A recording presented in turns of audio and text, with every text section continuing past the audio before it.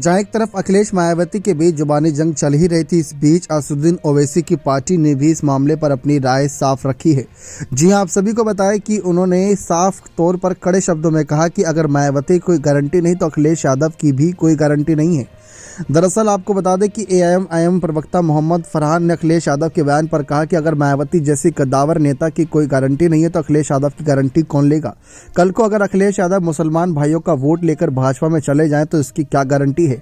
महागठबंधन को लेकर सपा सुप्रीमो अखिलेश यादव द्वारा मायावती के ऊपर की गई टिप्पणी की कड़ी शब्दों में निंदा की जा रही है।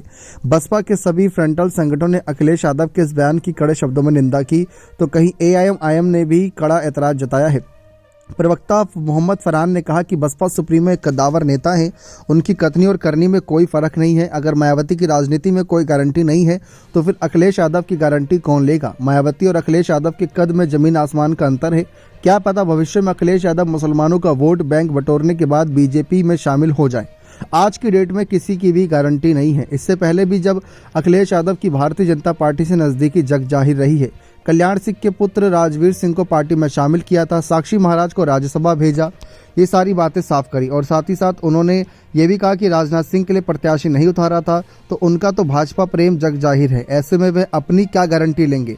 देश में मायावती का दलित राजनीति में एक बड़ा चेहरा है। अखिलेश यादव ने मायावती के ऊपर जो बयान दिया है उसकी एआईएम खड़े शब्दों में निंदा करता है। तो जिस तरीके से ओवैसी की पार्टी ने मायावती का समर्थन किया, इससे एक नया सियासी समीकरण बनना शुरू हो गया है। तो कहीं बसपा और एआईएम एक साथ गठबंधन की तो नहीं सोच रही, कहीं तीसरा फ्रंट बनाने की तो नहीं सोच रही। तीसरा मोर्चा अगर बनता है तो ये सभी के लिए चौंकाने वाला रहेगा। अब देखना ये दिलचस्प रहेगा कि किस तरीके से राजनीतिक हालात बनते हैं और बिगड़ते हैं, क्योंकि ओवैसी की पार्टी अब मायावती का समर्थन कर रही है तो ऐसे में मुस्लिम वोट बैंक कहीं ना कहीं इनके साथ जाने के पूरे चांसेस बन सकते हैं।